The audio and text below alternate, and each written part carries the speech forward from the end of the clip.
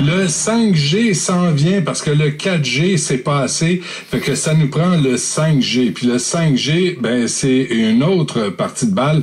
Vous allez voir que ça prend plus d'antennes. Puis là, on se pose des questions sur la santé des gens. Avec nous, Paul Héroux, qui est physicien et prof de toxicologie et des effets de l'électromagnétisme sur la santé à la faculté de médecine de l'Université McGill. Monsieur Héroux, bonjour. Bonjour. Vous, d'abord, qu'est-ce que vous comprenez du 5G, là? D'abord, pourquoi on en a besoin? Pourquoi ça débarque? Mais c'est parce que vous avez besoin d'acheter un nouveau téléphone cellulaire l'an prochain. OK, ben oui.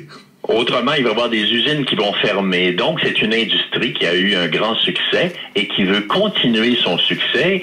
Et la plupart des industries qui ont trouvé un bon filon veulent le développer de manière illimitée, même si le besoin n'est pas là.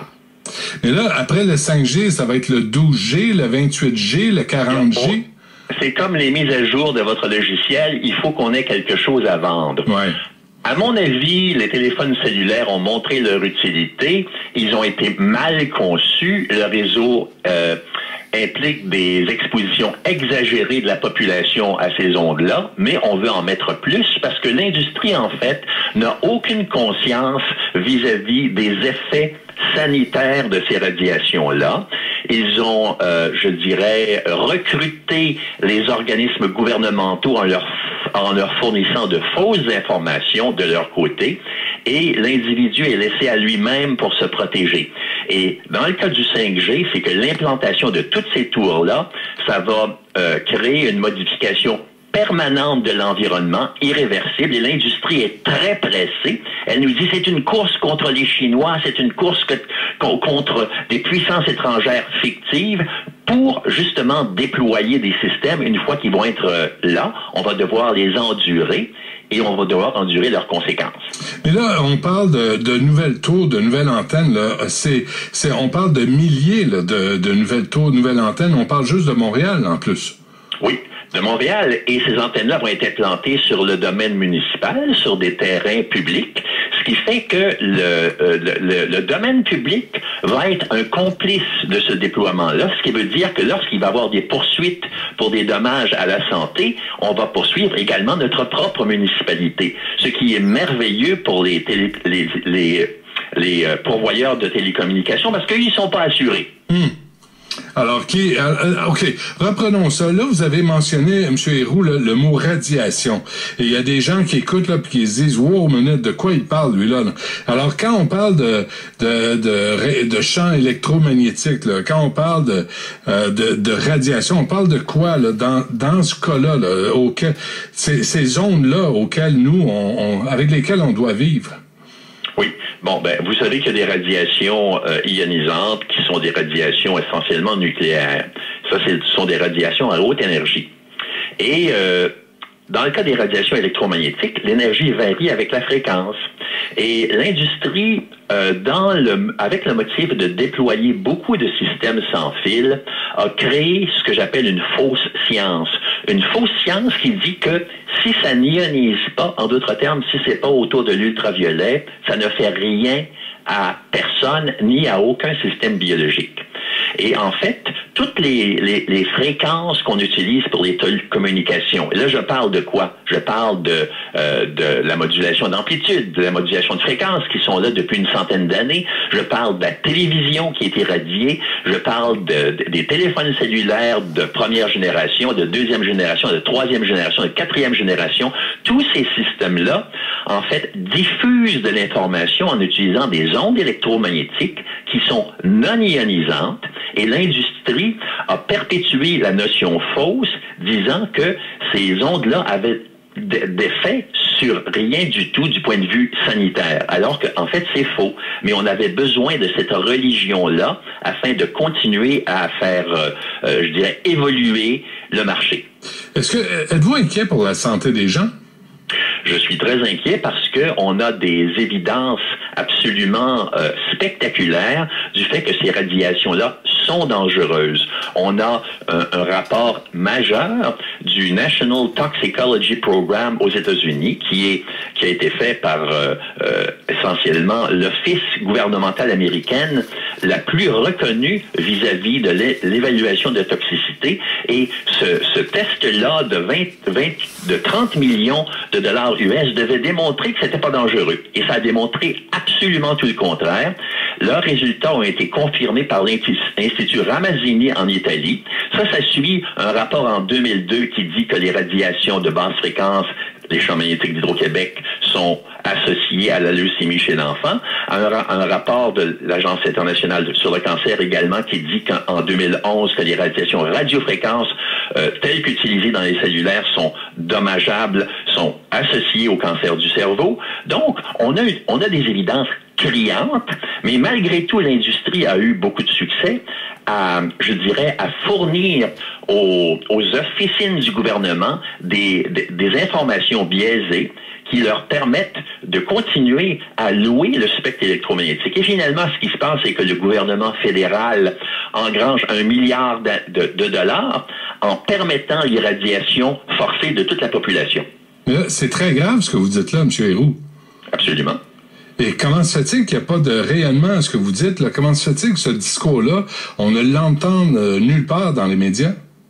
Ben, on l'entend un peu, mais c'est embêtant pour les médias de lutter contre des entreprises qui ont une grande influence du point de vue de la publicité et du point de vue de leur masse monétaire. C'est délicat pour tout le monde de lutter contre quelque chose qui est gros, y compris pour les gouvernements. Tout le monde voit, dans le fond, on appelle ça en anglais « the elephant in the room ouais. », le gros problème qui existe, mais personne ne veut rien faire, tout le monde est embarrassé, et qui va payer? C'est toujours la même personne qui paye, c'est le petit citoyen, parce que il y a beaucoup d'entités qui ont des intérêts qui divergent de celui de l'individu dans notre société. On a une société capitaliste, on a des gouvernements fragiles qui doivent être réélus à tous les 4 ans, donc tout le monde fait très, très attention. Mais là, l'arrivée, M. Héroux, là, du G5, là vous nous parlez d'abord multiplication des tours et des antennes, mais c'est aussi un nouveau marché qu'on nous impose pour les ondes cellulaires, parce que quoi, on a besoin de plus de fréquences, on a besoin de quoi, là? C'est pour l'intelligence artificielle. À part un nouveau marché pour créer de nouveaux besoins puis de nouveaux appareils, qu'est-ce qu'on va faire avec le 5G qu'on faisait pas avec le 4G? Bon, justement, la vérité, c'est qu'on fera rien. Mais afin de vendre cette mise à jour-là, cette mise à niveau-là, l'industrie fait miroiter toutes sortes d'hypothèses. Comme par exemple, c'est nécessaire pour avoir des automobiles qui se conduisent par elles-mêmes, la conduite automatique des automobiles. En fait, c'est faux. Mais on peut vendre cette notion-là aux compagnies qui fabriquent des automobiles parce que eux, toute innovation leur permet de vendre plus de choses. Donc, on parle d'applications comme celle-là. On dit essentiellement aux gens, sans le 5G, vous allez mourir dans le froid sans information. Finalement, ce que ça va faire, le 5G, c'est une augmentation au maximum d'un facteur de 10 du débit des données. Et ça, c'est avant tout utile si vous voulez envoyer du vidéo en temps réel. Mais pour ce qui est de l'utilisation individuelle, rationnelle et raisonnable d'un téléphone cellulaire, ça apporte rien. Mais ce que ça va faire, c'est que ça va augmenter votre exposition de manière très substantielle parce que les caractéristiques techniques, le beamforming, la mise en faisceau des ondes et l'augmentation de la fréquence fait que ils sont incapables de rencontrer même les standards actuels qui ont été essentiellement déterminés par les militaires. Le standard de quoi? De sécurité?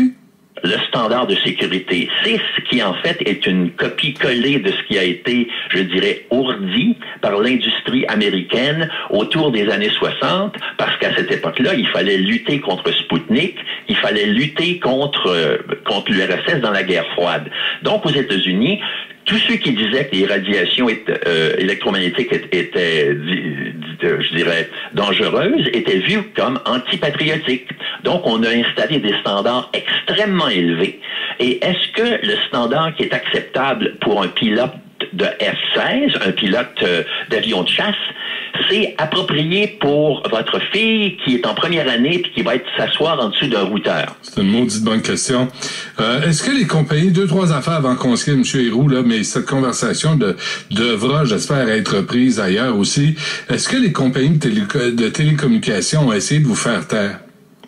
Absolument pas. Ce qu'ils veulent, c'est être le plus discret possible. Ils veulent éviter toute discussion à ce sujet-là parce que pour eux, c'est une perte de marché instantanée. Donc, il n'y a eu aucune action à mon endroit pour me faire taire. Absolument pas. Ah, mais là, il est trop tard. Le monde est changé pour de bon. Mais c'est-à-dire que si on permet d'installer un paquet de poteaux et un paquet d'émetteurs, tous les gens comprennent intuitivement que de leur demander de les désinstaller en passant des lois, c'est le gouvernement qui va payer. Donc, c'est vous qui allez payer. Donc, c'est un genre de méthode pour vous impliquer dans quelque chose qui était une mauvaise idée du départ. Toutes ces choses-là, les télécommunications auraient dû être déployées de manière beaucoup différente, qui minimise l'exposition humaine, et on devrait mettre beaucoup plus d'emphase sur la fibre optique, qui est incomparablement plus rapide que le sans-fil. Et plus sécuritaire?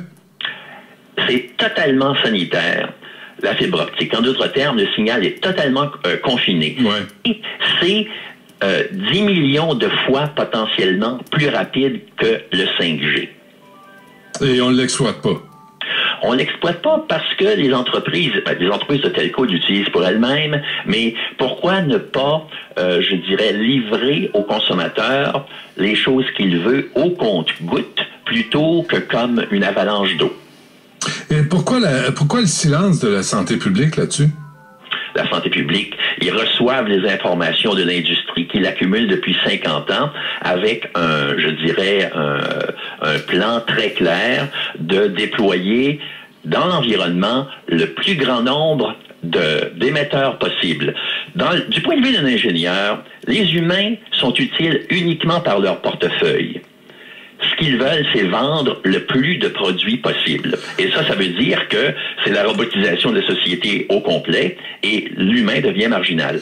OK. En conclusion, Paul Héroux, vous avez envoyé une lettre à l'ONU, nous sous-signé plus de 170 scientifiques de 37 pays qui recommandaient un moratoire sur le déploiement de la 5e génération, la 5G, dans les télécommunications, en attendant que les risques potentiels pour la santé humaine et l'environnement aient été pleinement étudiés par des scientifiques indépendants du secteur.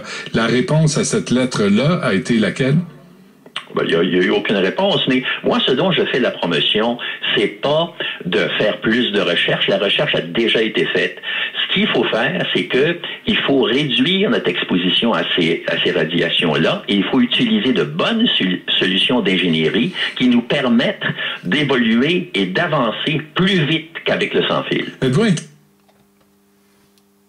Paul Héroux est un physicien à l'université McGill au Canada. La 5G, si une image nous est permise, nous serons dans un grand four micro-ondes. Imaginez-vous dedans. Vous serez grillé à la longue. Beaucoup d'esclaves, beaucoup d'enterrements à la clé. Préparez-vous. Confessez-vous.